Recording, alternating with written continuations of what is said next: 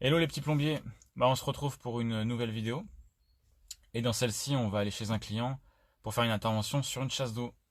Alors c'est un WC suspendu, la marque c'est TC hein, le châssis et je l'ai jamais fait encore. Donc en vidéo je vais pouvoir vous montrer tout ça. C'est un concurrent à Geberit et vous verrez il y a des petites différences sur la manière d'ouvrir la trappe, d'y accéder. Il y a des choses aussi qui sont intéressantes dessus, hein, comme le fait que les réglages en fait se conservent lorsqu'on dépose la façade. Donc ça c'est assez pratique lorsqu'on fait une inter, on n'a pas besoin de re-régler derrière. Donc je vous montre ça tout de suite en vidéo. Donc voilà, je suis dans les toilettes. Je vais commencer par déposer la trappe. Donc je retire délicatement les deux ouvertures, donc ça tient avec des clips. Donc là voilà, je les dépose sur la tablette. Donc là pour vous aider, vous pouvez utiliser un petit tournevis ou sinon appuyer avec les mains et ça sort tout seul. Donc là vous avez, il y a deux vis, une à droite, une à gauche, qui permettent de retirer le cache. Donc là je défais celle de droite.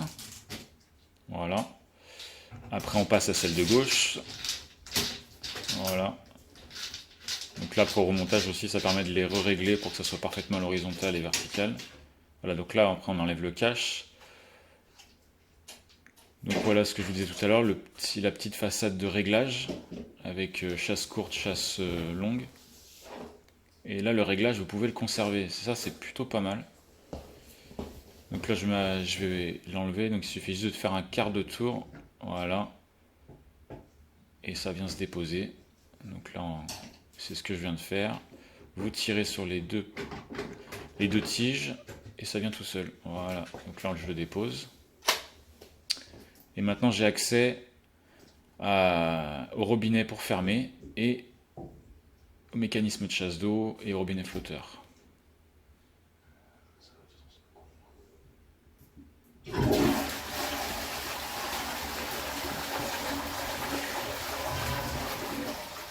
Donc là je viens de faire un test pour voir si le mécanisme fonctionne bien déjà. Donc là il faut faire un quart de tour pour pouvoir déposer le mécanisme de chasse d'eau. Donc bon, c'est un peu en plastique, ça fait du bruit, c'est normal.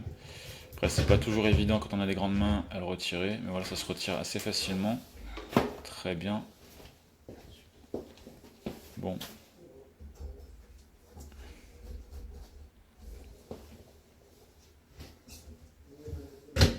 Là maintenant j'enlève la partie du bas qui maintient le mécanisme.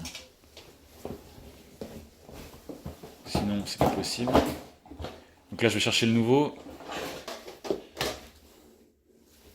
Comme je vous dis, la plaque sur laquelle il y a les réglages. Donc pour la partie courte et la partie longue, chasse courte, chasse longue. Donc une fois que les réglages sont faits, vous n'avez plus besoin d'y toucher. Ça c'est vraiment pratique, ça permet d'éviter de se prendre la tête au remontage. Ça nous fait gagner du temps. Un bon point pour cette marque.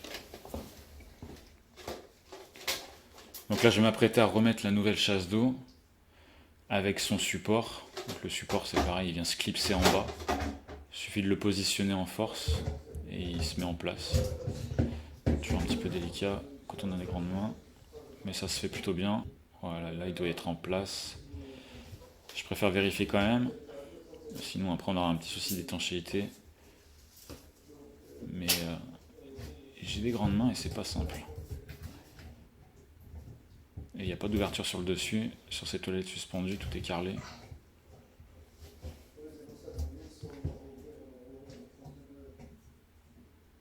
Bon, tout est ok. Je vais pouvoir mettre maintenant le mécanisme en place.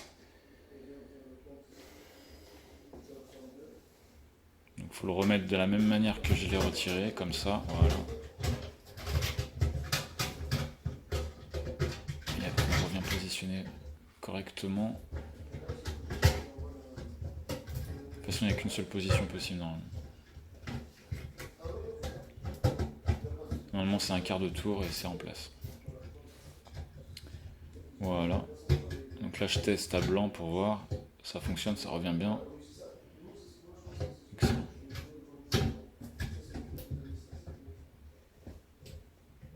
Allez, je remets en eau pour faire un test, pour voir ce que ça donne. On vérifie de voir si on a une fuite ou pas. Parce que logiquement, dans cette position, le mécanisme ne laisse pas passer de l'eau. Donc logiquement, au niveau de la cuvette, je dois rien avoir. Voilà, la technique, c'est qu'après, vous mettez un bout de papier à toilette à l'intérieur. Comme ça, s'il y a une moindre micro-fuite, vous la verrez tout de suite.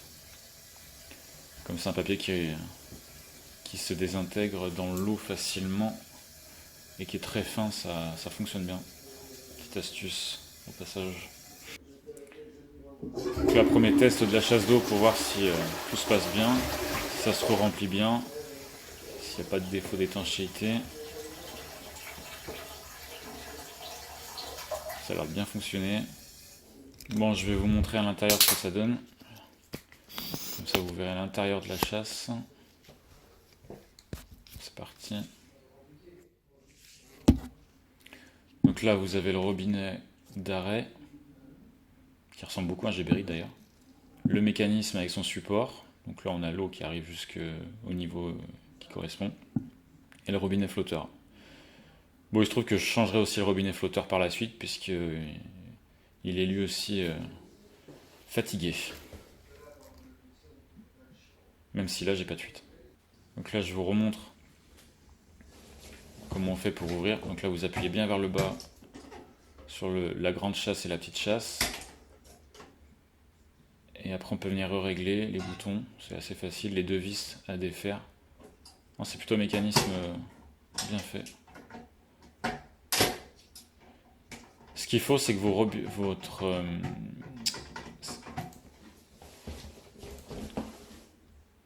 ce qu'il faut, c'est que quand vous appuyez sur les boutons, vous ayez un très léger jeu. Il ne faut pas qu'en fait, dès que vous appuyez sur le bouton, ça enclenche la chasse d'eau. Ça évitera d'avoir une pression permanente sur la chasse. Vous laissez un jeu très court, comme ça, il n'y aura pas de chasse involontaire.